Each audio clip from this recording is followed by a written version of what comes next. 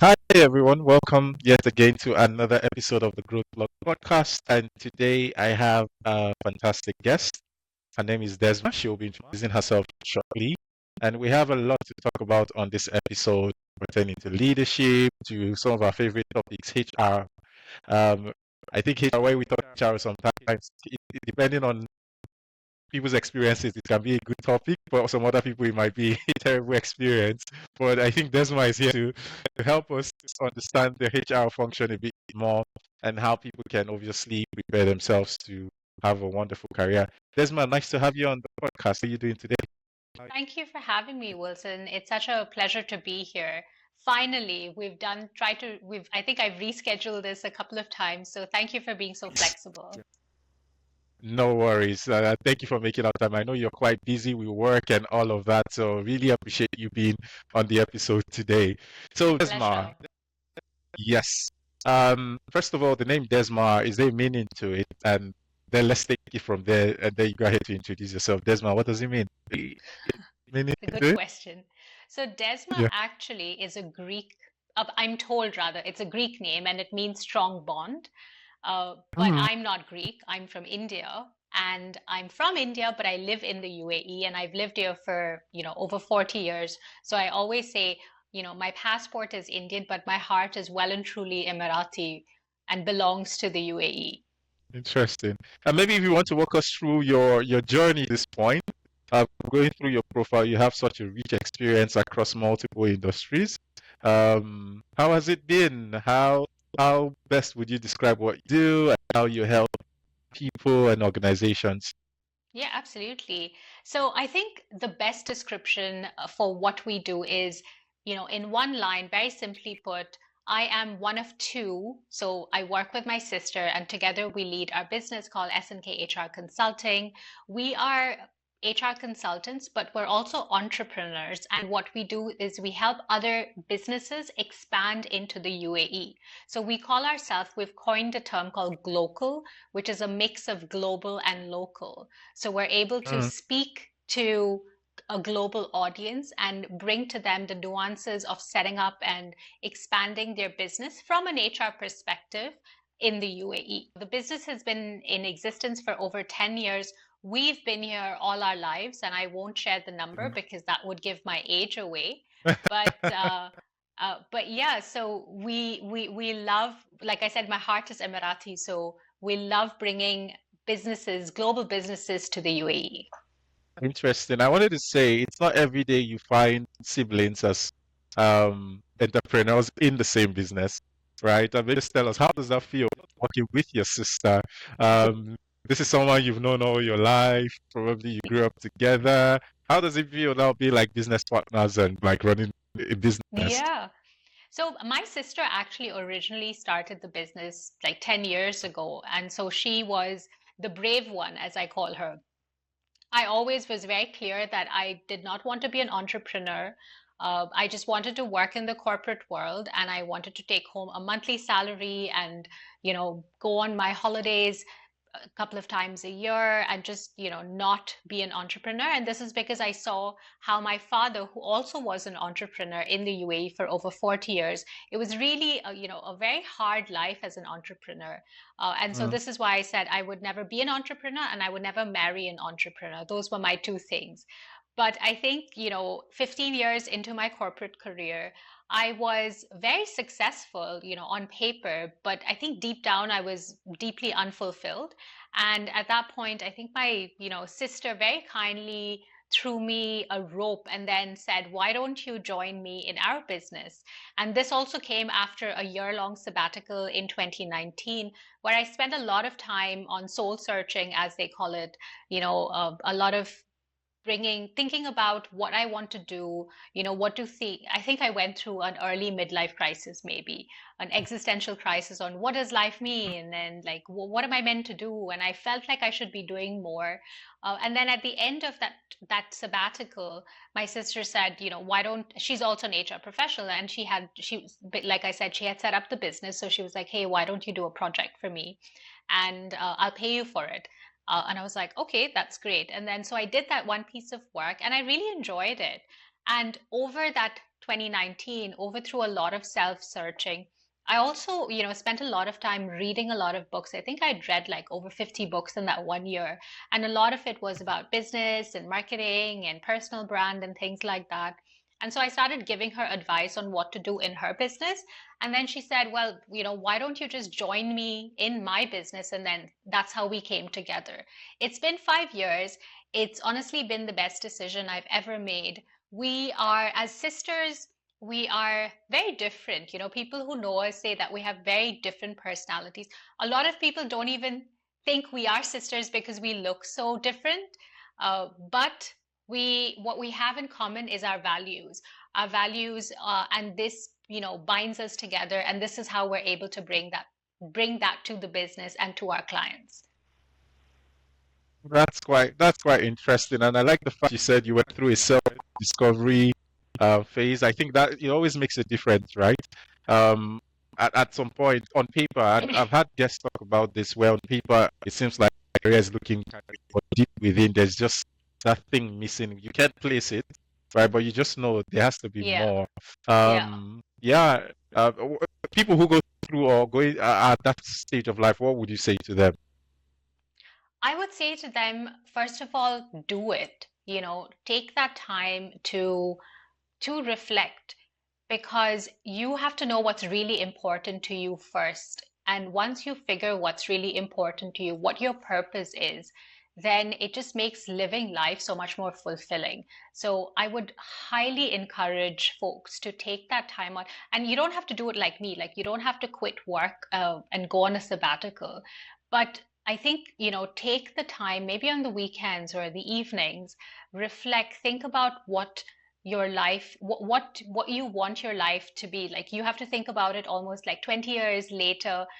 If I had to reflect back and live the day that I'm living, or living life how I'm living now, would I be happy with that? And if the answer is no, then like now is your chance to do something about it.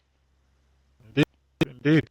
If you're not comfortable, if you know you're not feeling fulfilled, do something. That's what I always say to people as part of what I do. Okay, now let's take business in the UAE, and then generally setting up like a successful business. First of all, in the UAE, I think probably there might be some uh, perceptions from a cultural perspective around ways things are done. If there's one thing you would like to demystify about working in the UAE, what would that be? Or running a business in the UAE? Yeah. I think, you know, like the UAE has done a great job in promoting its brand across the globe, So I think they're already off to a very good start. I think like across the globe, if you tell someone that I'm from Dubai or I'm from Abu Dhabi or I'm from the UAE, people know who you are or where Yeah. you're from. This was not the same 20 years ago. So I went to university in Canada, and I remember when I told people that, oh, I lived in Abu Dhabi or I lived in Dubai, most people had no idea, what that was. But now that has changed. So I think Dubai or the UAE, the leadership have done a phenomenal job in positioning the brand of the country. And one thing that everything they say about Dubai is true. It is the land of opportunities. It is very welcoming. I feel like the moment you land into the country, you feel the energy of the country.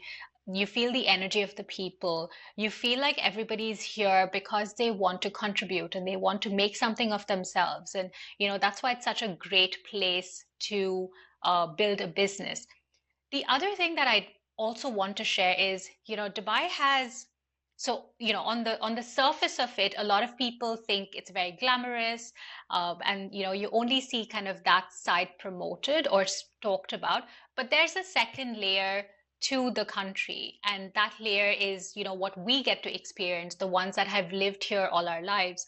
There is, the family life and the community.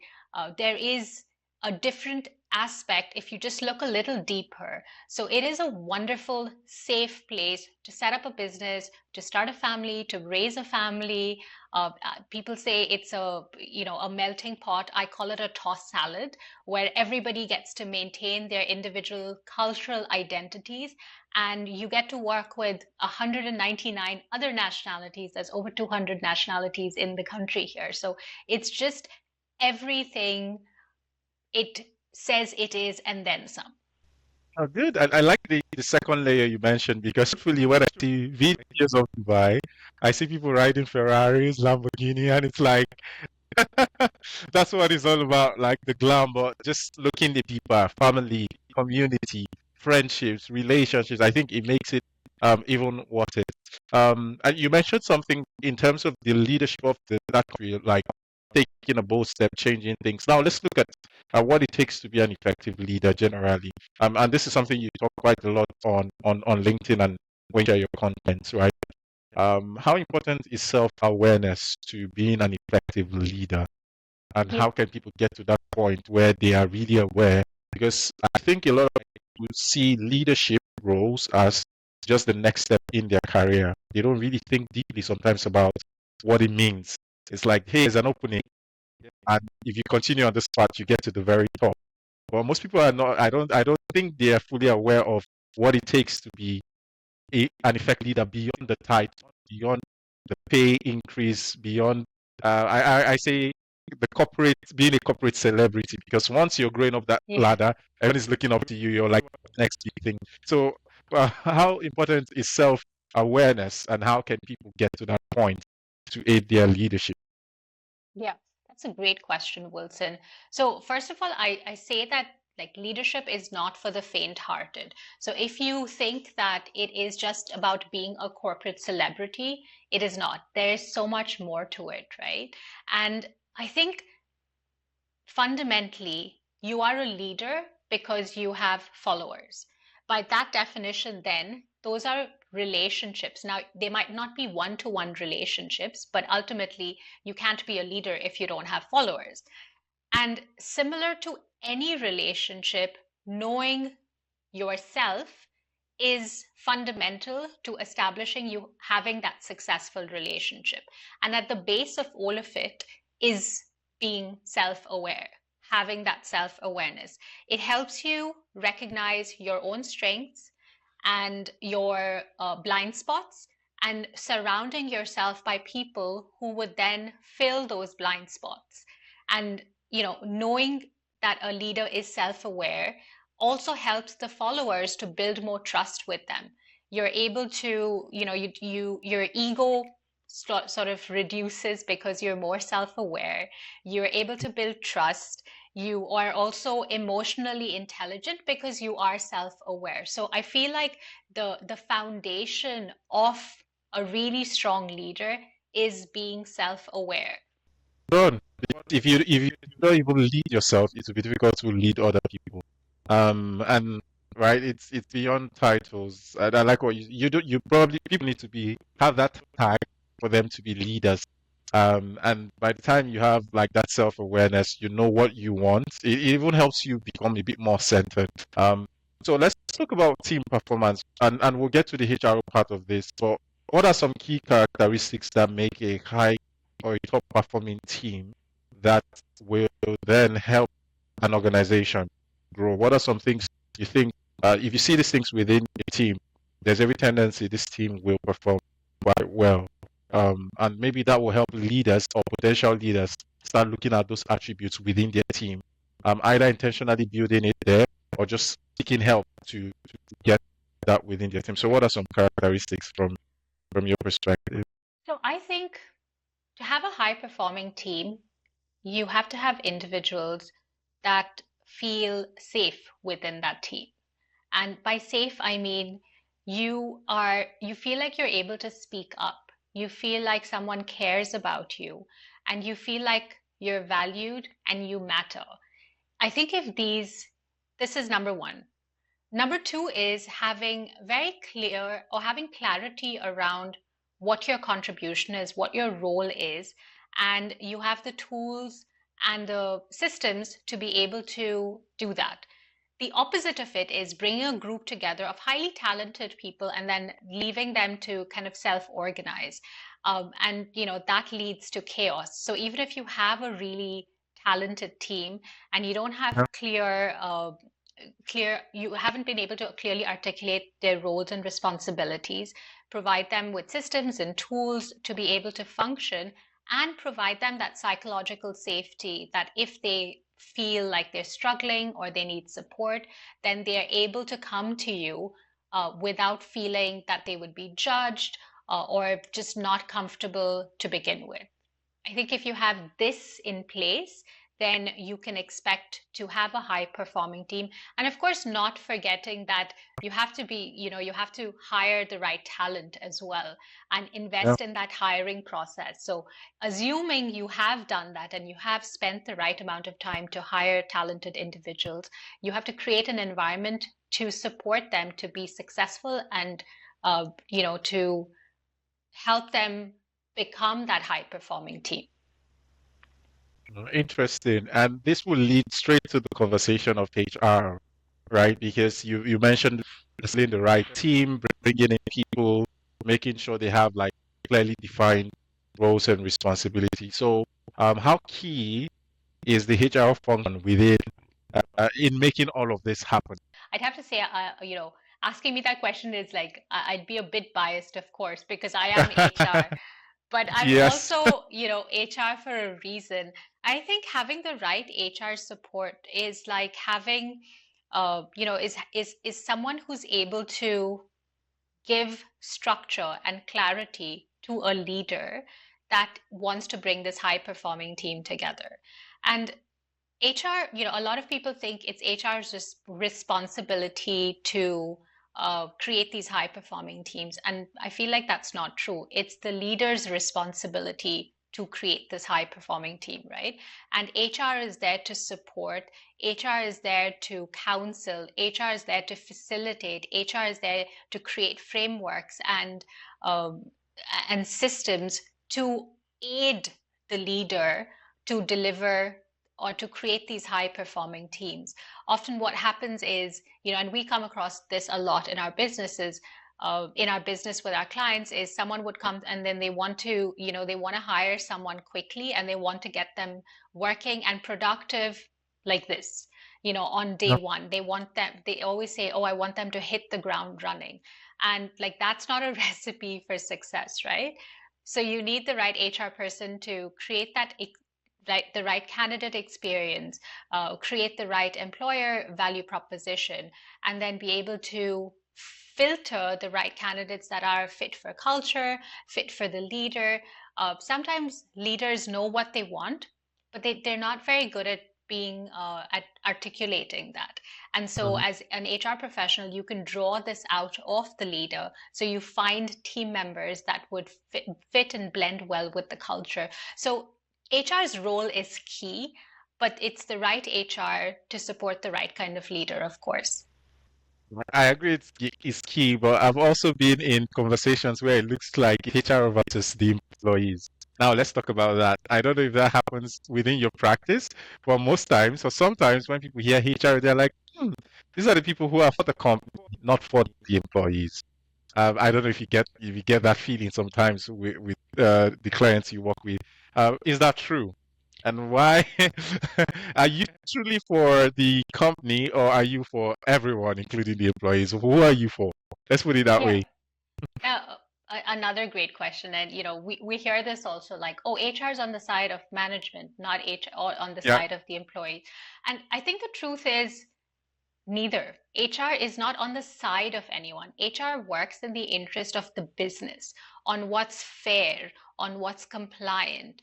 And sometimes employees, unfortunately, don't see the discussions and conversations that happen behind closed doors when we are counseling managers or leaders on how to manage their teams. They only see one side of the equation and they draw their conclusion from that. Sometimes can it come across that HR is on the side of the company? I'll be honest, that might come across, but it's not true. There's always something that's happening behind the scenes. Unfortunately, as much as we would love to like write a book on everything that goes on behind the scenes before you arrive at a decision, there's a lot of things that we simply can't share. So we end up being, the ones with the poor reputation. Also, in a lot of cases, right, HR is not the decision maker. So even if you counsel management or you counsel or you advise, the decision is taken by someone else, and Right. they're the ones that are the decision makers. So can HR intervene and overturn the decision? What they can do is make sure that it's the process to arrive at that decision has been fair and compliant, and it, and represent the interest of the business, not necessarily the Yeah. management, and not necessarily solely the management or solely the employees. And I'll give you an example, right? So so a lot of times, as even in my life as the corporate world, you managers would be like, hey, I have an employee, he or she is not performing, and how do I exit them out of the company? And at that point, you ask the question to say, look, have you provided, or have you been a fair manager? Have you provided them every opportunity to be successful at their role? And a lot of times they'd say, yep, I've done everything. And then when you speak to the employee says, this is the first I'm hearing of it. I didn't know I Yeah. was doing a poor job. No one ever spoke to me about it, right? And so at that point, we have a separate conversation to say, like, how can we help you put processes in place, or to support the employee to improve his or her performance? And that conversation that we have with the manager is not visible to the employee. All they see is you being in a room saying, let's talk about performance. So that's the time that HR acts in the interest of the business to say, has either both parties been fair to each other? And if they've been fair to each other, then a decision has to be made at the end of that, as opposed to at the beginning of that. And just reflecting on what you were saying, where okay, maybe this business or this manager wants to exit someone, and HR tries to intervene. Is that from is that like a general HR standard or clients to follow? Or a lot of people don't know that maybe there are processes like this or compliance stuff like this. So is that like a typical compliance or typical policy, right, in the HR world that before you let people go, like you actually have to take them through certain steps to be sure this is fair to them or this is from company to company. Just as it for me, this is a curious question because I never knew like there was something like that. I thought it was, hey, this person is not performing. Okay, next, what can we do? How can we resolve this? How can we get this person out? But just hearing you say this is a shift for me. So is this Really? for every HR function, or this is on organizational, the way organizations are set up? Yeah. I think this is the ideal way to, going back to high performing teams. When you have Yeah. to create high performing teams, you have to create systems and processes to enable them to be high performing. And this requires having policies in place to support that, because when there's a group of people that have to get together to achieve an outcome, of course, everybody needs to be clear on how things work. And will there be conflict at some point of that? Absolutely. So it is essential to articulate, or to rather to agree the rules of the game before you actually Yeah. engage in playing the game. Mhm. So what is those rules? Those rules are policies and procedures, and they're not just documents. And a lot of people see it this way, like, oh, this is the policy, but it's just the rules of engagement. When everyone's clear on the rules of engagement, it just makes the experience of playing the game, or solving a problem, that much more simple, because not everyone's not wondering what is allowed and what is not permitted. If everybody knows that, look, this is how we are doing X, then everyone's doing the same thing. Are there businesses that don't have this in place? Absolutely. but they're the ones that when it comes to friction or conflict, they struggle because they haven't taken the time to put these things in place. And this doesn't, you can use this, you can really see this in any industry. So if you think about as a customer, let's say you go to a restaurant, right? And there's an issue that you have. You don't, you expect there to be a process in how the restaurant is going to manage your complaint. This Yeah. is just standard, right? You Mm. are taking a flight and you are, getting on a plane. Is there a process of how you check in and how you go through immigration and how you, there's a process to from point Yeah. A to point B. And, in the absence of having that process, it'll just be pure chaos because everyone's going to try and get to the end point in their own way. So it is essential to having these things in place, and this will simply just enable the team to be more efficient and more productive. And I think maybe what can also help is cascading this to the workforce because some people might not actually know. Yeah, typically you go into an organization, so you receive this huge folder and you're supposed to read it, right? But very few people actually go through some of these things to understand those plain rules or those rules of engagement, like you call them. Well, yeah, it's just yeah, it's good to think about this way, just as we're speaking. Um, let's look at the next generation of leaders, right? AI is coming into the mix. The corporate world as we know it is changing. Things are changing and just not just changing, but really changing very fast, right? And uh, what will it take? What do you think it will take to be that next generation leader who is able to bring in this changes? I guess AI will. It's coming even into the HR space. I would like to see what that means. By the way, because it's human resources, not AI resources. So I would like to see what that means. Yeah. Maybe we'll talk about that in a short while. But what will it take to be a next generation leader from your perspective to be able to manage these rapid changes and still build effective teams? Yeah. Good question. So I think a couple of things, right? I think with the evolution of AI, it's evolving on such a rapid pace that sometimes it feels like it's a bit hard to catch up, right? Just every time Yeah. you think that you have just about figured things out, something new is coming. And of course, with change, not just in AI, with any kind of change, there's always a lot of uncertainty. And so, even if you change the house you live, initially you're not going to like settle in straight away. You're going to wonder how Yeah. to do things, and but we're used to navigating things, so the uncertainty level is not that high. With AI coming, I I think there's some things that it would help with, and that is doing the repetitive work. If there is repetitive work, then it is AI can do it, and that's I think we all kind of would appreciate that also because sometimes you just want to be more productive than doing the same thing Yeah. day in and day out, right? But I think what would be more impactful is someone who knows how to use AI, someone who knows how to leverage AI. And I think that's where the edge is, right? Not just thinking that, oh, AI is out there and AI is going to take my job, but how do I leverage AI to be better at my job? I think that's number one. I also think that there will be no longer room for mediocrity because Mm. if someone's just mediocre, then you can almost get AI to do that. But what differentiates you from, being mediocre is things like your critical thinking skills, how Yeah. you're able to take information, analyze it in a way to produce an output. And it's also funny that you asked because I was asking, I think I was doing something on ChatGPT yesterday, and no matter what prompt I gave it, it always told me it was a great idea. Like, that's a great idea.